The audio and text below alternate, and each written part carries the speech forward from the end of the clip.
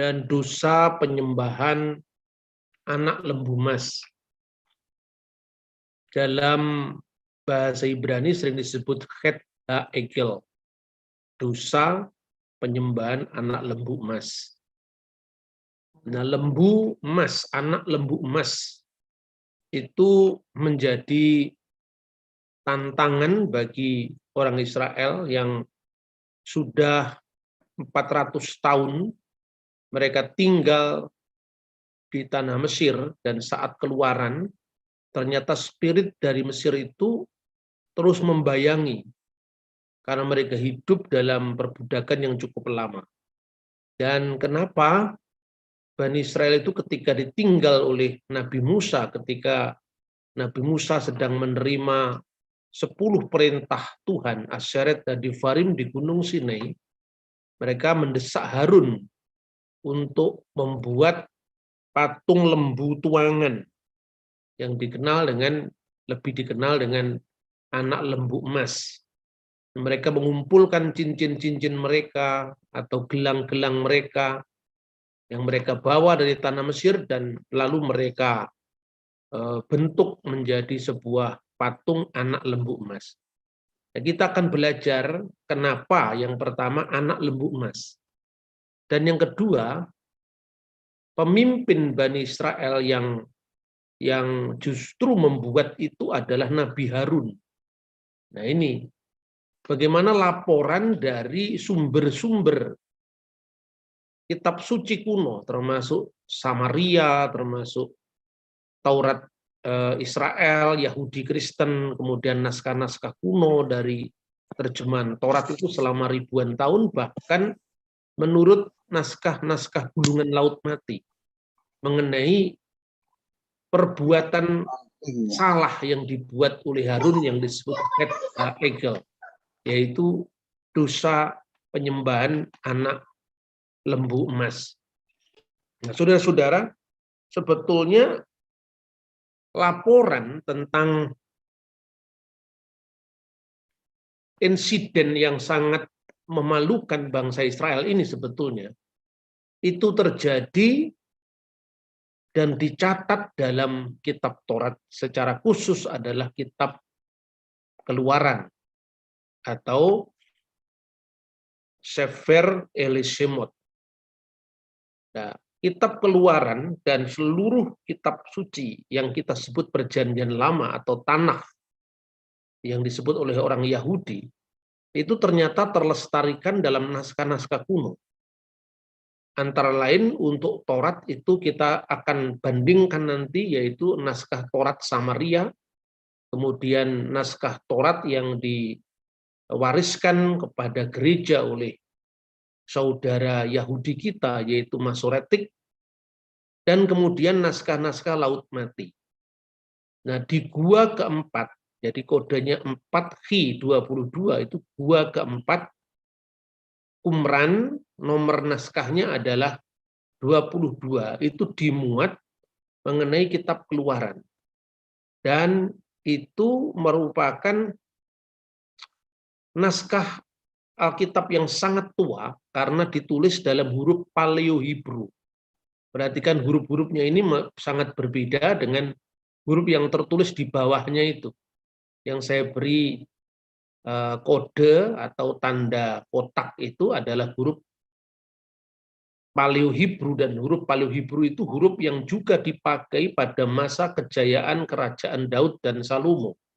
Dan itu terlestarikan dalam beberapa prasasti, antara lain prasasti Teldan dan prasasti kalender Gesar.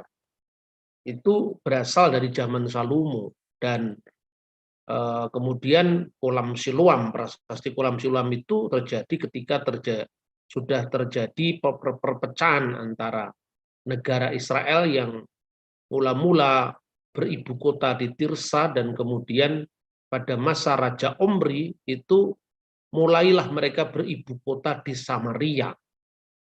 Sedangkan kerajaan Yehuda beribu kota di Yerusalem. Nah, kisah tentang penyembahan anak sapi emas itu atau anak lembu emas itu tercatat juga di dalam naskah-naskah Laut Mati, yaitu khususnya naskah-naskah yang menulis tentang buku Taurat, ya, yang dikenal dengan 4 Paleo Exodus atau 22, karena isinya adalah kitab Exodus dalam huruf Paleo Hebrew. Tetapi intinya sama, bahwa semuanya itu mengawali kisah Keluaran sampai terjadinya insiden di kala orang-orang Israel itu mendesak Harun untuk membuat patung anak lembu emas. Nah, ini teks dari Laut Mati atau Qumran yang sebetulnya bunyinya persis sama dengan apa yang tertulis di dalam naskah Masoretik. Wa yehi bayom diber Adonai el Mose bi'eret Misrayim. Pada waktu Adonai, pada waktu Tuhan berfirman kepada Musa bi'eret Misrayim, di tanah Mesir. Diawali dari Keluaran pasal 6. Nah, sampai nanti kita membaca teksnya dari Laut Mati itu bicara tentang peranan Harun yang di mata Tuhan itu sangat disayangkan, sehingga dia sebagai tokoh itu telah berbalik haluan ketika dia masih diutus mula-mula di Mesir bersama saudaranya Musa. Dia bersifat sangat tegas, bahkan Tuhan membuat mujizat melalui Harun ketika tulah-tulah di tanah Mesir itu diturunkan. Tapi kenapa ketika dalam perjalanan Eksodus bisa terjadi insiden yang seperti ini? Dan insiden penyembahan anak lembu emas itu mengingatkan kepada posisi dewa-dewa Mesir yang antara lain juga misalnya dewa Apis, putra dari Hathor, dan Hathor itu adalah seorang dewi yang digambarkan dalam bentuk lembu. Dan putranya itu namanya Apis, itu terlalu lama dipuja di wilayah Mesir kuno yang disebut Memphis. Sehingga nanti kita bisa melihat kenapa yang dipuja oleh orang-orang Israel itu anak lembu, bukan lembu. Itu anak sapi, bukan sapi. Karena itu terkait dengan posisi dewa Apis, putra dari Dewi Hathor yang dalam bentuk lembu. Nah, ini saudara-saudara historical background dari kisah-kisah Alkitab, ya. Kemudian kita bisa membaca itu pada pasal 32, mulai pasal 32 secara khusus ketika digambarkan, ya, mulai ayat 4 misalnya secara khusus saya berikan stressing di situ, diterimanya dari tangan mereka, maksudnya anting-anting dari emas dan semua perhiasan mereka itu dilebur dan kemudian dibentuklah dengan pahat, ya, dibentuk dalam bentuk pahatan dan dibuatnya daripada bahan itu anak lembu tuangan. Kemudian berkatalah mereka, hai Israel, inilah sembahanmu yang telah menuntun engkau keluar dari tanah Mesir. Dan betapa Tuhan sangat murka, ini benar-benar menantang statement awal dari Dasatitah atau Dekalog atau Aseret Hadivarim, di mana Tuhan menegaskan pada hukum pertama menurut sistematik Yahudi atau konsideran konsideran Dekalog menurut sistematik Kristen. Anoki Adonai Eloheka Asher Hosetika Me'aret Misraim. Akulah Tuhan sembahanmu yang telah membawa engkau keluar dari tanah Mesir, dari tempat perbudakan. Lah, Keluaran pasal 32 ayat 4 itu benar-benar menantang Tuhan ketika dari mulut mereka, orang-orang Israel, mereka mengatakan, hai Israel, inilah sembahanmu. Mereka berkata, ya, wa yumeru, mereka berkata, eleh Elohecha Israel. Inilah, hai Israel, inilah ilah-ilahmu, ilah-ilah Israel. Asher he eluha me eret Misraim, yang telah membawa engkau keluar dari tanah Mesir. Dan ini merupakan suatu suatu penentangan terang-terangan pada kedaulatan Tuhan, sementara Tuhan sedang memberikan 10 perintah kepada Musa, dan kemudian karena Musa tidak kunjung turun dari Gunung Sinai, terjadilah insiden itu. Dan di mana kesalahan Harun? Harun begitu lemah. Artinya seorang pemimpin kadang-kadang itu memang mengalami up and down. Kadang-kadang ada di puncak kegairahan untuk membela kebenaran. Tapi kadang-kadang seorang pemimpin juga mengalami letih lesu, kebosanan. Lebih-lebih di tengah-tengah bangsa Israel yang memang tegar tengkuk. Mereka itu sering berbantah-bantahan dengan kehendak Tuhan. Dan Harun benar-benar kelihatan tidak berdaya menghadapi itu, sehingga dia mengumumkan, besok adalah hak bagi Tuhan. Hak itu adalah perayaan, yang akhirnya menjadi bahasa Arab haji atau haga dalam bahasa Aramaik. Di sini yang dirayakan adalah Tuhan. Jadi bukan ini perayaan dewa yang disebut Hathor atau disebut Apis, tapi ini perayaan bagi Adonai. Jadi artinya ini merupakan sebuah penentangan dari kedaulatan Tuhan yang telah memberikan kepada Bani Israel, sekalipun engkau tidak bisa melihat aku dalam wujudku yang ilahi, tetapi aku sudah memberikan kamu adalah aturan-aturan untuk bagaimana bersekutu dengan aku. Antara lain Tuhan memberikan simbol 2 kerubim yang berhadap-hadapan di tabut perjanjian. Dan kita sudah membahas 2 minggu sebelumnya, ayat-ayat yang sebelumnya kita baca sebelum insiden anak lembu emas itu adalah bagaimana deskripsi tentang tabut perjanjian, deskripsi tentang mesbah sajian, deskripsi tentang perayaan-perayaan, deskripsi tentang sabat, yang semua itu adalah mempertahankan kedaulatan Tuhan, kekudusan Tuhan, mengatasi segala ciptaannya.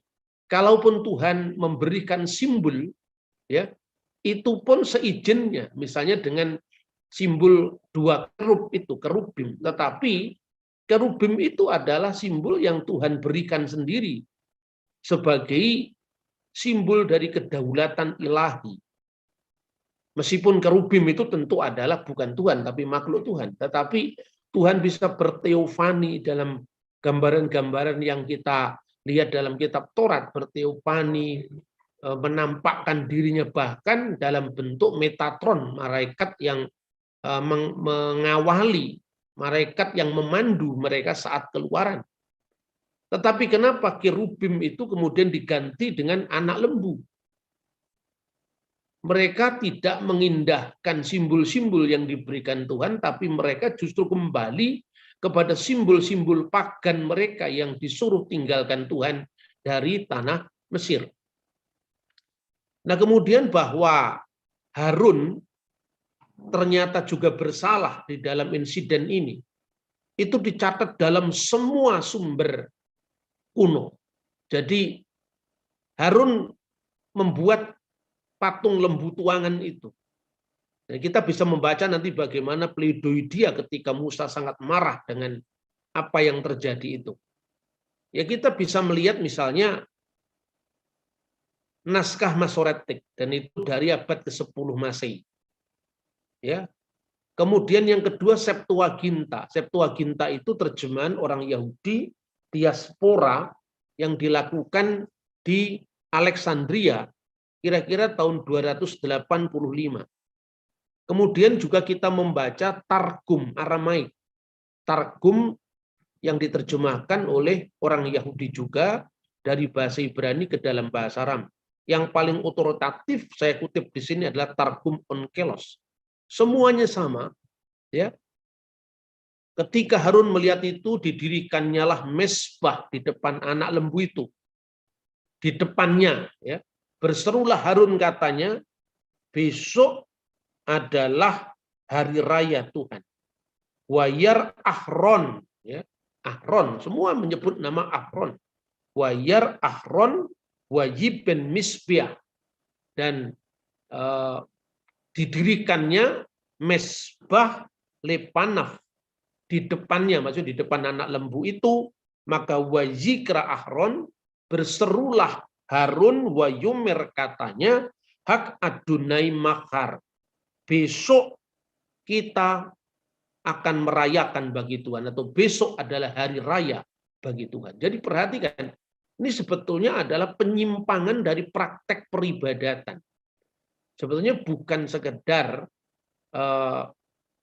pelanggaran terhadap ortodoksia langsung, tetapi juga pelanggaran terhadap ortolatria, cara penyembahan, karena dia memasukkan simbol yang tidak Tuhan izinkan untuk menyatakan bahwa itu adalah hari raya, hak bagi Tuhan. Nah, kemudian orang Samaria, dia juga memiliki Taurat, ya. Ini edisi yang saya punya ini, Pentateuch Samaritanus. Ini hurufnya masih sangat mirip dengan huruf Paleo Hebrew. Jadi ini sangat kuno, tentu lebih kuno dari naskah Masoretik, sekalipun sumber naskahnya sendiri sebetulnya ya sejaman dengan Masoretik. Tetapi tradisi ortografisnya itu tentu lebih tua dari naskah Masoretik. Pada kalimat yang saya beri garis bawah warna hitam, warna merah itu bunyinya sama dengan apa yang tertulis dalam huruf Ibrani modern, ya. Sama. Wa yar Ahron, dan kita melihat Harun tadi wajibin misbah, dan ketika lihat Harun, dilihatnya itu, maka Harun membangun wajibin misbah, membangun misbah lepanaf di hadapannya, maksudnya di hadapan patung tuangan anak lembu tadi, ya. Lalu wayikra, dan berserulah Ahron, wayikra Ahron, wayumer, dan dia berkata, hak Adonai makar. Persis sama dengan apa yang tertulis di dalam naskah Masoretik. Jadi naskah Masoretik, Septuaginta, Targum, bahkan nanti dalam sejumlah terjemahan Kristiani, mulai dari Vetus Latina, Ul Syriac atau Vetus Syriac, bahasa Suryani, kemudian Pesito atau Pesita, kemudian Vulgata, semuanya itu memuat Harun sebagai pelaku dari pembuatan patung anak lembu emas tadi. Termasuk naskah Taurat Samaria, itu jelas-jelas mengatakan itu adalah Harun. Jadi bagi iman Kristen, Nabi itu bukan sosok yang tidak bisa salah. Nah, bahwa kemudian ini seringkali menjadi bahan polemik khususnya antara Islam dan Kristen. Bagaimana orang Kristen memfitnah Nabi sampai Nabi digambarkan membuat patung anak lembu tuangan. Itu kan penghinaan terhadap sifat maksumnya Nabi. Nabi tidak bersifat maksum dalam Yahudi dan Kristen. Dan kita bisa melihat itu. Bahwa kemudian saudara Muslim mengembangkan sendiri pemikiran teologis bahwa Nabi itu bersifat maksum, itu bukan masalah bagi orang Kristen atau orang Yahudi. Tetapi yang jelas bahwa semua naskah kuno, baik dimiliki oleh orang Yahudi, orang Kristen, baik itu dalam Taurat Samaria, Taurat Yahudi, dan terjemahan-terjemahan kunonya, semuanya menulis hal yang sama, wayar Ahron wajiben misbah alpanaf lepanaf, bahwa dia membangun misbah bagi anak lembu tuangan tadi. Nah, ternyata saudara-saudara, kisah tentang pembuatan anak lembu tuangan ini tidak hanya terjadi satu kali. Itu diulang kembali, dosa bangsa Israel itu ketika terjadinya perpecahan dari kerajaan Daud dan Salomo. Jadi pasca Raja Salomo, kerajaan Israel terpecah menjadi dua. Yang pertama dipimpin oleh seorang yang bernama Yerobeam, dan yang kedua adalah anaknya sendiri yang bernama Rehabeam. Rehabeam itu menguasai wilayah selatan kerajaan Yehuda yang beribu kota di Yerusalem, dan Yerobeam itu kemudian menguasai wilayah utara yang dikenal dengan kerajaan Samaria. Mula-mula ibu kotanya adalah Tirsa, dan kemudian pada masa Raja Omri itu dipindahkan ke Samaria. Nah, ini kita melihat apa yang menjadi kekhawatiran bagi Yerobeam adalah ketika orang-orang Israel di wilayah utara itu nanti akan kembali menyembah Tuhan di Yerusalem. Maka kemudian Yerobeam memperkuat Sikem di pegunungan Efraim. Di sanalah dia diam, di sana keluar dari sana lalu memperkuat Penuel. Maka berkatalah Yerobeam dalam hatinya, kini mungkin kerajaan itu kembali kepada keluarga Daud. Nah, keluarga Daud di sini kan konflik antara Yerobeam, dulunya adalah orang yang sangat dekat dengan Daud, tetapi bukan keluarganya, dan konfliknya dengan keluarga Daud karena keturunan Daud memerintah di Yehuda. Yerobeam berlawanan dengan Rehabeam. Maka sejak saat itu kerajaan Israel di wilayah utara sangat cemburu dengan kerajaan Yehuda di wilayah selatan, karena yang di wilayah selatan itu memiliki trah atau keturunan langsung dari Raja Daud. Maka dalam prasasti-prasasti kuno yang sejaman dengan Alkitab, misalnya prasasti Teldan dari abad ke-8 Masehi awal, ya, itu menyebutnya dengan Bet David, rumah Daud. Rumah Daud itu untuk menandai keluarga Yehuda dan raja-rajanya. Jika bangsa itu pergi mempersembahkan kurban sembelian di rumah Tuhan di Yerusalem, maka tentulah bangsa ini akan berbalik kepada tuan mereka, yaitu Rehabeam, Raja Yehuda. Kemudian mereka membunuh aku dan akan kembali kepada Yerobeam, Raja Yehuda. Sesudah menimbang-nimbang, maka raja membuat 2 anak lembu jantan dari emas. Dan ia berkata kepada mereka, sudah cukup lamanya kamu pergi ke Yerusalem. Hai Israel, lihatlah sekarang ilah-ilahmu yang telah menuntun engkau keluar dari tanah Mesir. Ini persis redaksinya diulang dari kitab Keluaran pasal 32 ayat 5 tadi. Persis diulang. Ayat 4 ya. Inilah wahai orang Israel, inilah Elohimu asar he Eloha me eret Misraim, yang telah menuntun engkau keluar dari tanah Mesir. Jadi persis sama.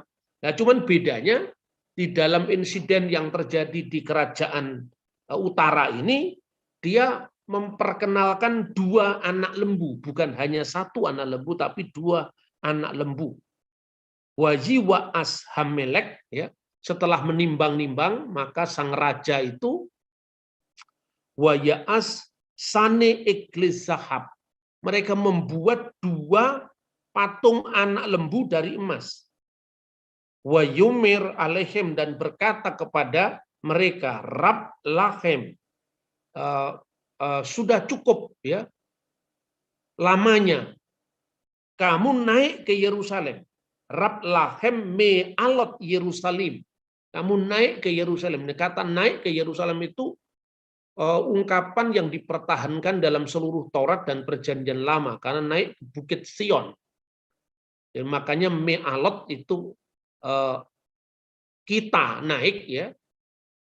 Kalau 1 orang itu ma'alah, dan orang yang naik ke Yerusalem, kenaikan itu sendiri namanya aliyah.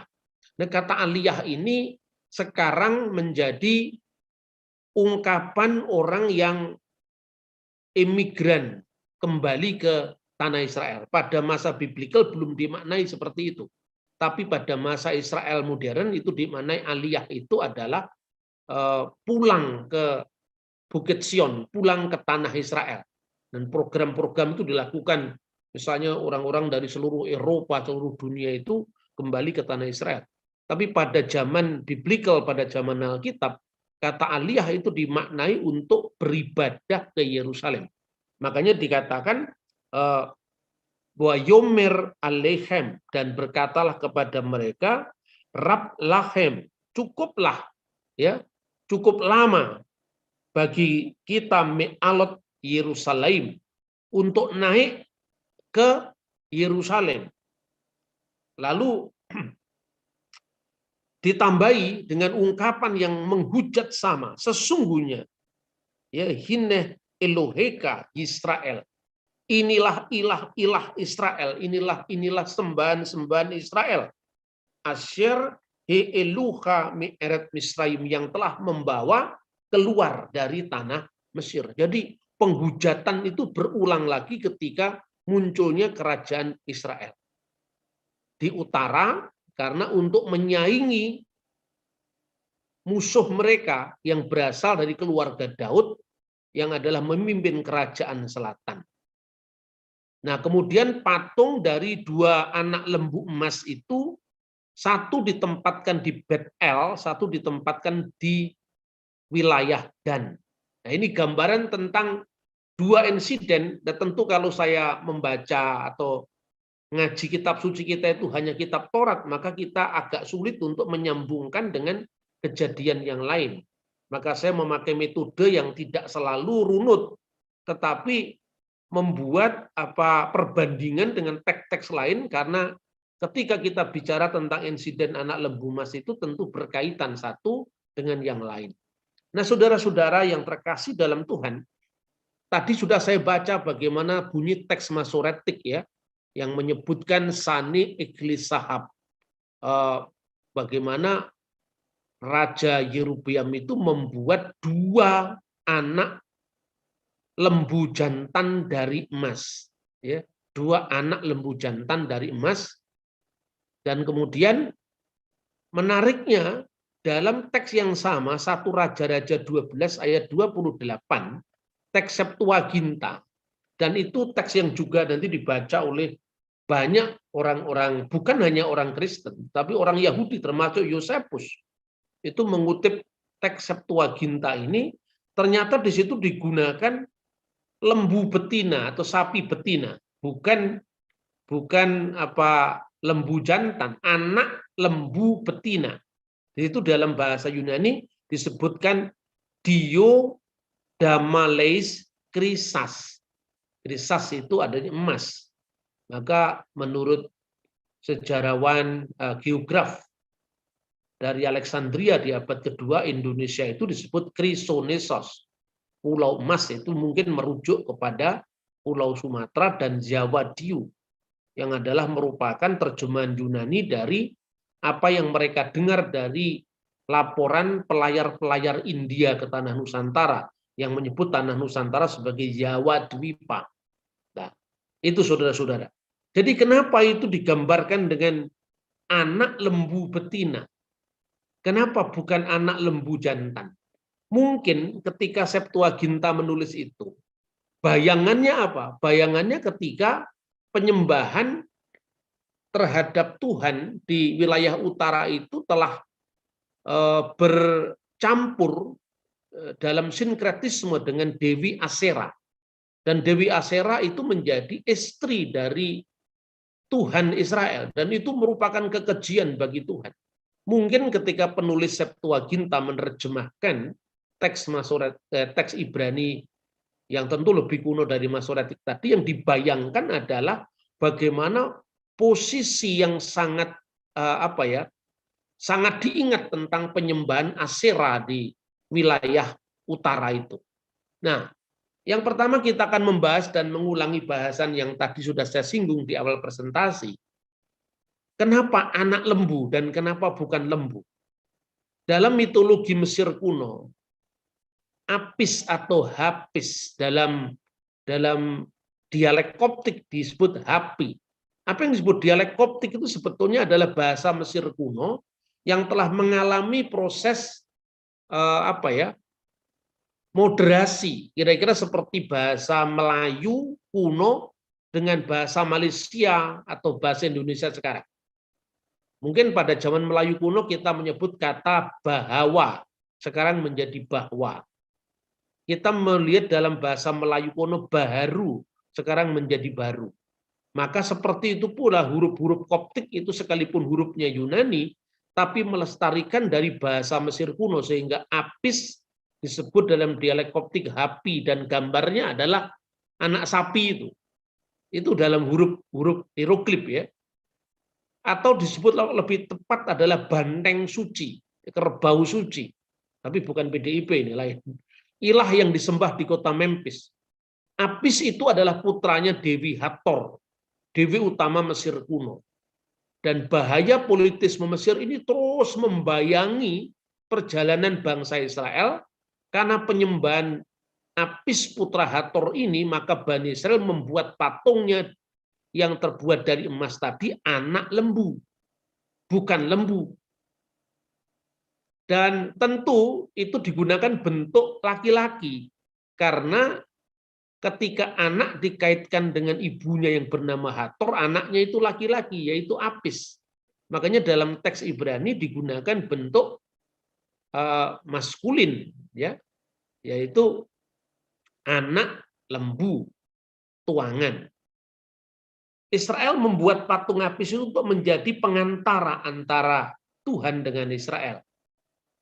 Secara simbolis ini mirip dengan posisinya Apis sebagai perantara antara manusia dengan para dewa utama mereka, antara lain Petah. Maka ada Fir'aun yang namanya Meren Petah. Osiris, ya.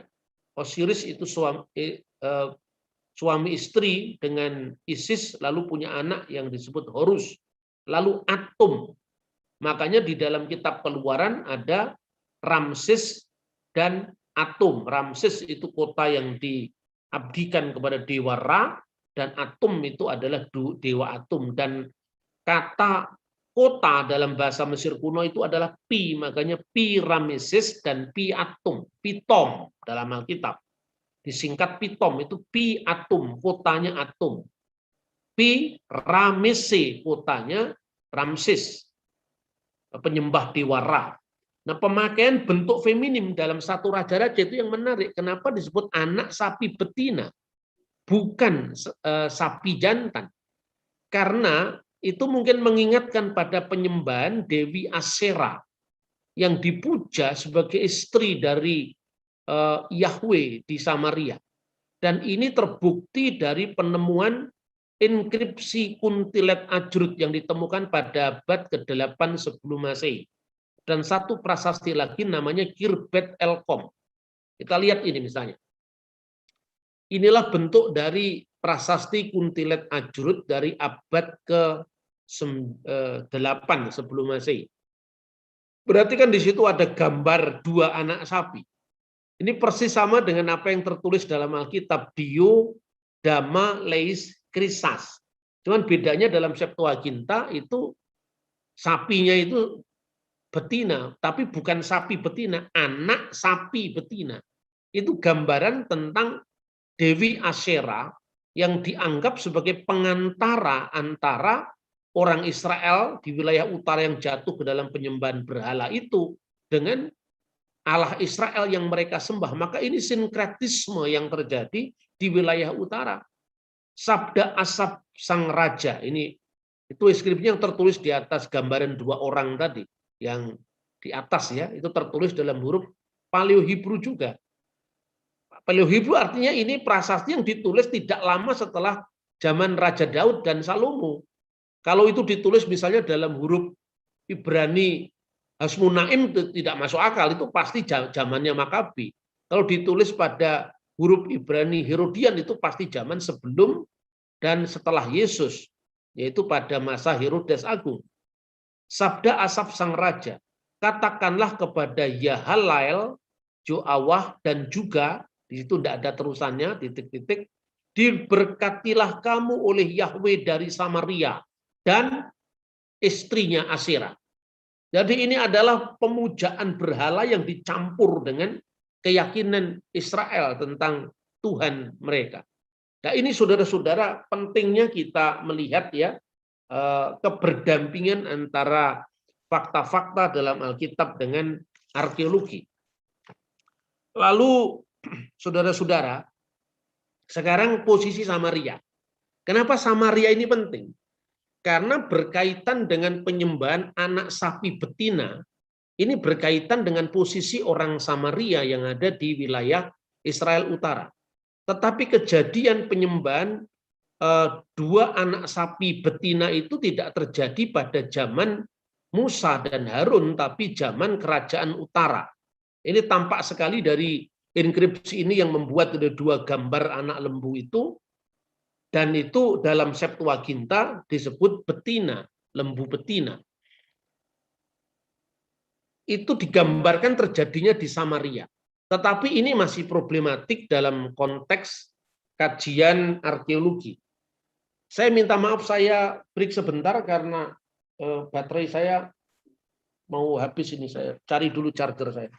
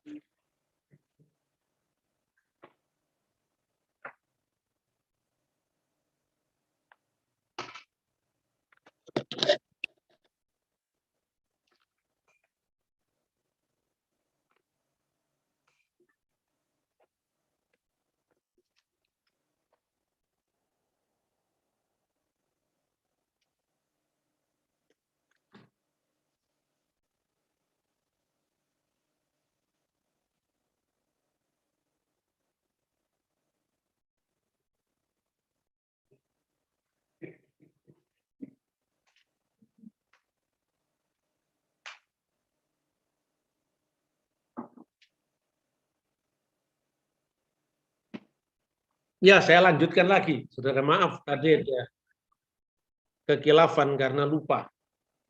Ya, lalu posisi Samaria itu penting. Sekalipun ini problematik karena apa? Dalam sejarah kuno itu selalu ada kontroversi ketika dua pihak bersengketa. Nah, dua pihak bersengketa ini tentu dia bisa memiliki alasan masing-masing penyebab persengketaan itu. Dalam hal ini, orang Samaria adalah orang Israel kuno yang pertama kali terpecah dari bangsa Israel. Dan itu terjadi dalam versi Samaria dan versi Yahudi itu ya beda-beda gitu. Jadi kita mesti membaca dua sumber, harus fair, harus adil. Penyakitnya orang beragama itu kan memaksakan keyakinannya untuk menilai orang lain. Ini penyakit. Semacam penyakit kejiwaan karena merasa diri paling benar, sementara dia tidak pernah cross check dengan yang lain. Nah, dalam konteks ini kita harus fair, harus jujur ya. Bagaimana sekarang pandangan orang Yahudi tentang Samaria? Dan yang kedua, bagaimana pandangan orang Samaria tentang diri mereka sendiri. Yang pertama-tama, bagi orang Yahudi, orang Samaria itu tertolak karena mereka melakukan dosa yang disebut Abudah Zarah melalui perkawinan campur dengan 5 suku yang ada di Babel, Asur, ya Sefarwaim, Kuta, ya, 5 suku ya. Ketika bangsa ini ditawan oleh Asur, sebagian itu mereka dalam versi Yahudi dan tentu Alkitab Perjanjian Lama, misalnya kitab Raja-Raja misalnya, itu mereka ditolak oleh bangsa Yahudi yang lain karena perkawinan mereka itu bukan karena mereka tidak memelihara ras mereka, tapi mereka dianggap bersalah memasukkan ilah-ilah bangsa lain dari Babel, Kuta, Awa, Sefarwaim ke dalam rumah-rumah orang Israel. Itu versi orang Yahudi. Maka kemudian ketika mereka dibuang di Asur itu awalnya tahun 722 sebelum Masehi, dan ketika kerajaan musuhnya yaitu Yehuda itu ditawan di Babel tahun 586 sebelum Masehi. Pada masa berikutnya ketika Kores Agung kemudian memberikan kebebasan pada orang Yehuda untuk kembali ke Yerusalem dan membangun bait Allah mereka, maka posisi orang Samaria ini tetap tertolak karena alasan melakukan perkawinan campur tadi yang dikonotasikan dengan penyembahan berhala. Itu versi Yahudi. Dan semakin genting hubungan antara keduanya itu, ketika tahun 128 sebelum Masehi, salah seorang penguasa dari dinasti Makabe, ya, salah seorang penguasa dari dinasti Makabe, namanya adalah Yohanan Hyrcanus atau Yohanes Hyrcanus, itu mereka menghancurkan bait Allah Samaria. Jadi ketika mereka ditolak dalam pembangunan bait Allah di Yerusalem, mereka membangun bait Allah tandingan mereka di Gunung Gerizim. Makanya seperti minggu yang lalu kita belajar, kenapa di dalam kitab Beresit atau Kejadian pasal 22 ayat 2, itu dalam teks Torat Samaria berbunyi bukan Wilehleka el aret hamuria, tapi Wilehleka el aret hamuri. Dan bawalah dia ke tanah Muri, bukan tanah Muria. Tanah Muria itu adalah Eret Muria di Yerusalem. Sementara Muri itu adalah Gunung Gerizim, tempat orang Samaria membangun bait suci. Nah, bait suci kebanggaan mereka itu dihancurkan oleh Yohanes Hyrcanus, penguasa Makabe, dalam rangka perluasan wilayah kerajaan Yehuda. Dan itu yang membuat mereka sangat marah, dan kebencian antara kedua belah pihak itu berlangsung pada zaman Yesus. Tetapi Yesus melakukan rekonsiliasi atas kedua suku Israel yang bertikai ini. Itu versi Yahudi. Sekarang bagaimana dengan versi Samaria? Menurut orang Samaria, mereka tidak sepakat kalau mereka disebut sebagai kelompok yang melakukan dosa karena mereka melakukan penyembahan berhala. Mereka mengatakan bahwa kami orang Samaria itu adalah keturunan Yusuf. Yang klan lain itu adalah keturunan dari Naftali. Dan itu disebutkan dalam salah satu midras orang Yahudi sendiri, yaitu midras Rabbah, yang kalau tidak salah itu chapter ke-94. Rabi Meir suatu saat bertemu dengan orang Samaria. Dari mana asal keturunan kamu? Lalu dia mengatakan dari Yusuf. Tidak. Itu salah katanya. Lalu dari mana yang benar? Lalu dia kutip ya kitab Kejadian yang mengatakan bahwa mereka adalah keturunan dari apa namanya Simron. Simron itu adalah putra dari Isakar. Jadi kira-kira seperti itu. Jadi bahkan sampai sekarang ini ada imam Yahudi Samaria yang aktif menulis buku, dan Anda bisa lihat itu publikasinya. Namanya adalah siapa itu? Imam Zedaka. Dia mengatakan bahwa dia adalah keturunan dari Isakar. Dan itu secara tidak langsung katanya diakui oleh orang Yahudi, termasuk dari midras Rabbah dari abad kedua tadi. Nah, bagi orang Israel, ya bagi orang Yahudi, tentu klaim Samaria itu tertolak. Misalnya kita bisa membaca di dalam 1 Raja-Raja, ini terakhir saya membaca kitab suci sebelum kita jawab ya. 1 Raja-Raja pasal 20, pasal 16. Pasal 16 ayat 23 dan 24. 1 Raja-Raja pasal 16 ayat 23 dan 24. Dalam tahun ke-31 zaman Asa, Raja Yehuda, Omri menjadi raja atas Israel, dan ia memerintah 12 tahun lamanya. Di Tirsa ia memerintah 6 tahun lamanya. Kemudian ia membeli gunung Samaria dari pada Semer dengan 2 talenta perak. Ia mendirikan suatu kota di gunung ini dan menamainya Samaria menurut nama Semer pemilik gunung itu. Jadi menurut klaim Yahudi, dan itu dibenarkan oleh kitab nabi-nabi, eksistensi orang Samaria ya diawali dari kerajaan Israel Utara tadi. Sekalipun sebelum itu sudah ada orang yang namanya Shemer tadi. Tapi Shemer itu siapa? Tidak ada keterangannya. Bagi orang Samaria, sejarah Yahudi Kristen ini ditolak. Dan ini sekte yang menurut saya ya memang cukup berbeda dengan Yahudi dan Kristen. Ya, Kristen itu memang masih Yahudi arus utama ini, Samaria bukan. Makanya dia menolak kota suci Yerusalem. Dia menganggap bahwa perpecahan pertama itu terjadi sebetulnya karena orang Yahudi telah dicemarkan oleh Imam Eli pada zaman Samuel menurut dia. Dan mereka mengklaim diri sebagai pemelihara Torah. Sehingga ibadah-ibadah yang benar-benar dilakukan dengan petunjuk Musa dan Yosua itu dilestarikan oleh mereka. Sementara itu banyak yang tidak dilestarikan lagi oleh orang Yahudi. Dan nanti Yahudi diikuti oleh Kristen. Kira-kira seperti itu. Dan ini menarik dalam konteks sejarah agama-agama ya. Kemudian karena itu mereka tidak terima disebut Samaria sebagai suatu sekte pecahan. Mereka mengatakan Samaria itu asalnya dari kata Sumer yang artinya penjaga. Sumer hatorah, penjaga Torah. Nah, kata Sumer itu juga dipakai misalnya di dalam kitab Mazmur.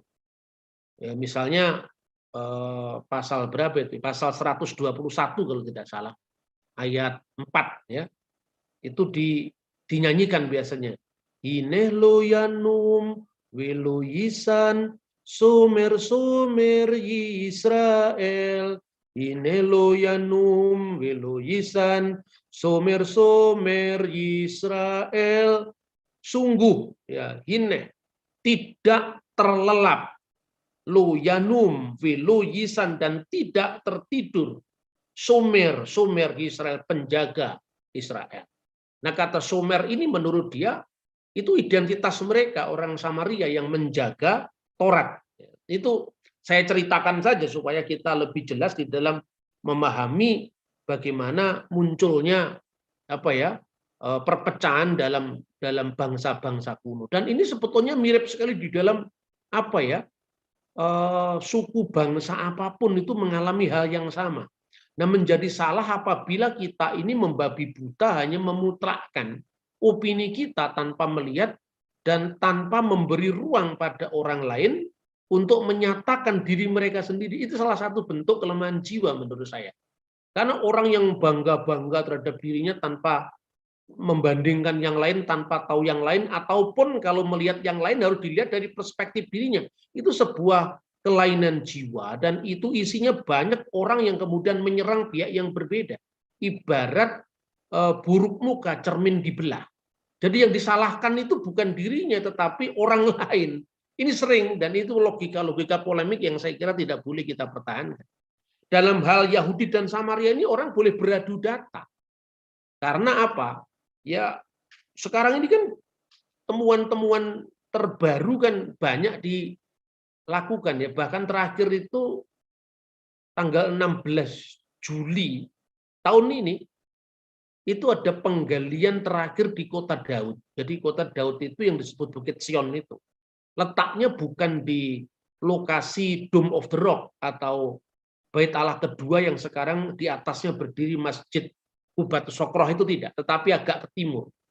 Selama ini kita hanya kuat dalam literasi bahwa kerajaan Daud seperti itu, catatannya lengkap. Tentu itu dari Alkitab dan dari tafsir-tafsir kitab suci, dari naskah-naskah kuno, tetapi bukti arkeologinya belum ada.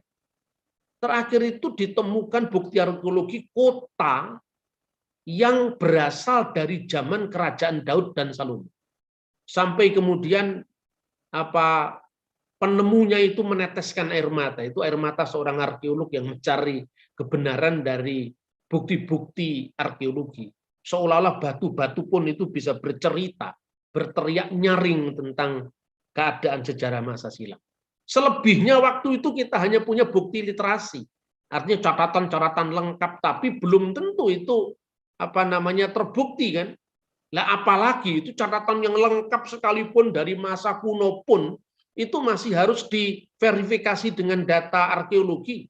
Apalagi keyakinan terhadap wahyu yang sebetulnya tidak terlalu kuno atau baru, tapi kemudian mengklaim dirinya benar dan semua yang tidak cocok dengan kesimpulannya salah. Itu tentu tidak sesuai dengan semangat mencari kebenaran, tapi yang terjadi semangat mencari pembenaran. Ya, nah bukti tentang kuatnya literasi, tetapi tanpa jejak-jejak sejarah. Itu misalnya kalau kita menyebut gini aja. Kenapa kita disebut Pulau Jawa atau Pulau Borneo atau Pulau Sumatera? Ini kan ada sejarahnya. Nah, sama dengan orang Samaria menyebut dirinya sebagai Somer HaTorah, sebagai penjaga Torah. Tentu itu sesuatu yang apa ya? Yang membanggakan karena penjaga Torah. Orang Eseni pun juga mengaku diri sebagai pemelihara Torah, OCH Torah. Kalau orang Eseni, semua mengaku sebagai pemelihara Torah. Satunya penjaga, satunya adalah pelestari, pemelihara gitu ya. Tetapi persoalannya itu kan apa yang mereka ceritakan tentang diri mereka sendiri, lalu bukti sejarahnya mana? Itu saya berikan contoh. Orang Jawa itu kan bangga sekali dengan sukunya. Karena bagi orang Jawa, Jawa itu bukan sekedar entitas kesukuan. Tetapi Jawa itu artinya mengerti rasa yang sebenarnya. Orang Jawa itu tidak hanya menunjuk entitas suku, tapi juga keadaban. Maka orang yang sudah tua, ya, sudah dewasa, tapi dia tidak ngenggoni rasa, sepi asepolir sepah samun. Itu seperti apa ya? Makanan yang harus dibuang lagi, sepah ya, seperti orang yang berteriak-teriak di Ororo Samun, itu di padang belantara. Jadi bener dewe itu loh, tapi ndak sesuai dengan keadaban. Maka dikatakan kalau orang tidak benar sekalipun dia tua itu namanya ora Jowo. Jadi Jawa di sini maknanya keadaban. Tetapi sekalipun budaya itu luhur adiluhung, tetapi mana buktinya sekarang? So, bahasa Jawa yang kita pakai pulau menika nambung tiang Jawi itu kan bahasa zaman sekarang. Lalu apa ada jejaknya abad pertama, abad kedua Masehi? Nggak ada jejaknya. Jejaknya justru ditemukan di tulisan-tulisan orang luar. Misalnya di Srimad Walmiki Ramayana.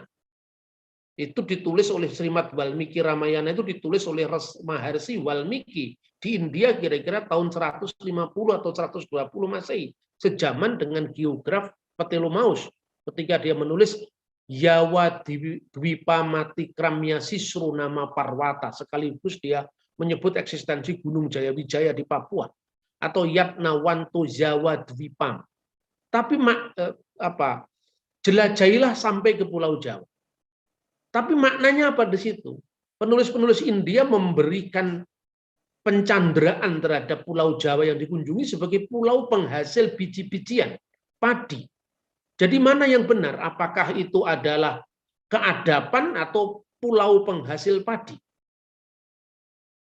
Mana nama yang sebenarnya? Kapan nama Sumatera muncul? Dulunya disebut sebagai Chrysonesos. Dan Chrysonesos itu adalah terjemahan dari bahasa Yunani yang dilakukan oleh seorang geograf dari Alexandria namanya Ptolemeus ketika dia mendengar keterangan pelayar-pelayar yang datang ke arah timur, yaitu ke Nusantara ini, dan mereka menerjemahkan kata Jawa Dwipa.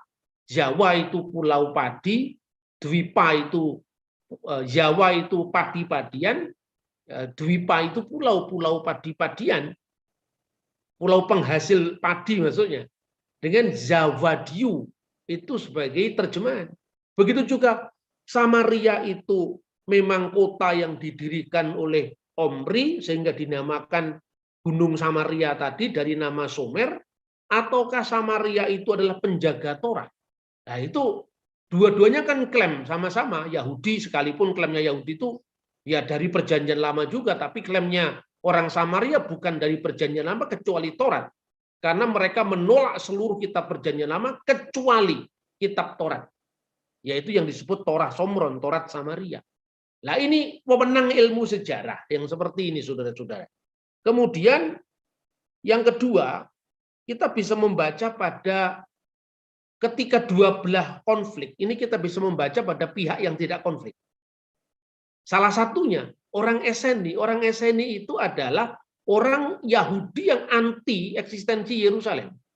Tetapi itu karena bobroknya Yerusalem yang diawali menurut satu teori itu karena Yonatan Makabi mengangkat diri jadi imam. Dan itu bukan haknya.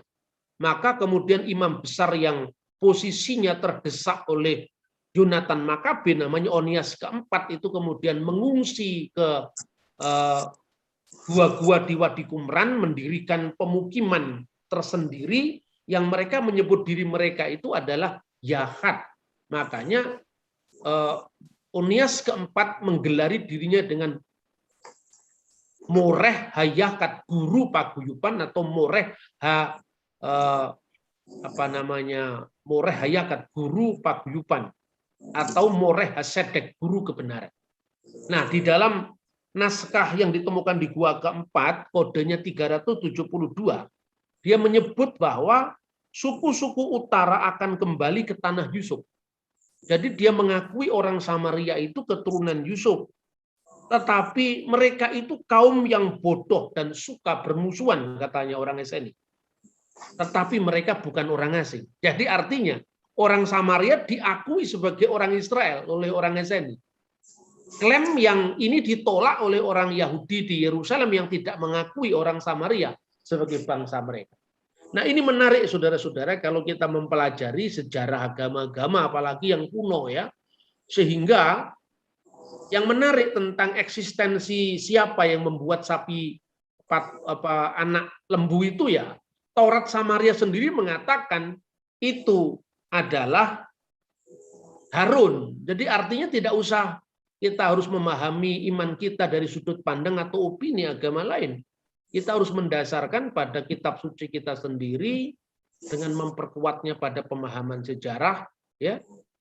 Semoga apa yang saya sampaikan ini bisa lebih mencerahkan kita dalam melihat agama-agama kuno, ya. Makanya kalau saya simpulkan, yang pertama, siapa yang berperan di dalam membuat patung anak lembu emas itu? Harun. Dan itu diakui di dalam Taurat Yahudi, naskah Masoretik, orang Eseni, naskah Qumran, orang Kristen yang mewarisi Taurat Yahudi, dan bahkan Taurat Samaria sendiri. Sekalipun orang Samaria menolak tuduhan Yahudi bahwa mereka itu adalah bangsa yang menyembah berhala, ya. Kemudian yang kedua, kenapa patung sembahan itu disebutnya sebagai anak lembu, bukan lembu? Karena bangsa Israel tidak bisa lepas dari bayang-bayang mereka di tanah Mesir tentang posisi Apis, putra dari Dewi Hathor, ya, dalam bentuk lembu. Dan kenapa di dalam kejadian di Samaria ketika terjadi sama-sama pembuatan patung anak lembu, tetapi dalam Septuaginta disebutkan berlembu perempuan, anak lembu perempuan, bukan lembu perempuan. Karena itu berkaitan dengan eksistensi, atau mungkin ketika para penulis Septuaginta, ini baru hipotesis saya, Anda bisa mempertajam dengan dengan penelitian-penelitian lebih lanjut, ya. Dan ini tentu tidak berhenti karena penelitian itu harus terus berjalan. Hipotesis saya karena memang ketika Septuaginta itu ditulis, mungkin kenangan akan kerajaan utara, khususnya penyembahan Asyera yang dianggap sebagai pengantara kepada Yahweh, kepada Tuhan, itu begitu membekas. Maka kemudian dalam Septuaginta maupun yang dikutip oleh Flavius Josephus itu digambarkan berjenis kelamin perempuan. Selebihnya di dalam kitab Taurat, ya, memang bukan anak lembu, tetapi kalau lembu sendiri itu adalah merupakan yang dipersembahkan dalam korban bakaran atau korban berbagai macam korban yang diteruskan kita pelajari 2 minggu yang lalu. Misalnya kita membaca misalnya hapar dalam Imamat pasal 26 ayat 16, tolong dicek ya. Itu diterjemahkan dalam bahasa Indonesia lembu jantan. Dalam Alkitab bahasa Arab diterjemahkan as-saur. Saur itu lembu jantan. Tapi dalam Bilangan pasal 19 ayat 2, di mana Tuhan memerintahkan untuk mengorbankan lembu betina, itu disebut haparah. Haparah itu diterjemahkan lembu betina, lalu di dalam Alkitab bahasa Arab diterjemahkan al-baqarah. Ya. Tapi itu tentu tidak ada hubungannya dengan patung lembu tuangan yang dibuat pada zaman Harun, tetapi mungkin itu konteks anak lembu betina itu berkaitan dengan Asyera yang dikorbankan pada saat kerajaan Israel terpecah, Samaria dan Yehuda. Ya, itu saya kira yang saya sampaikan. Terima kasih, Tuhan memberkati kita. Shalom alaikum Beshem Hamasya.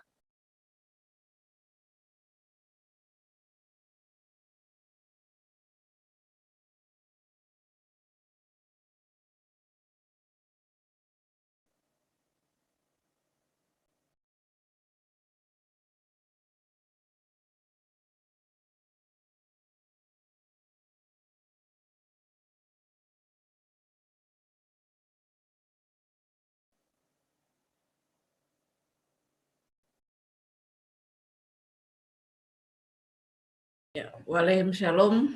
Terima kasih, Bah. Teman-teman, mohon maaf agak lama jedanya karena menunggu live streamingnya selesai. Kita akan istirahat dulu sebentar selama 10 menit dari sekarang. Jadi kita juga memberi waktu untuk Pak Bambang rehat. Teman-teman boleh mengambil waktu untuk membuat kopi, teh, atau keperluan pribadi yang lain, silahkan.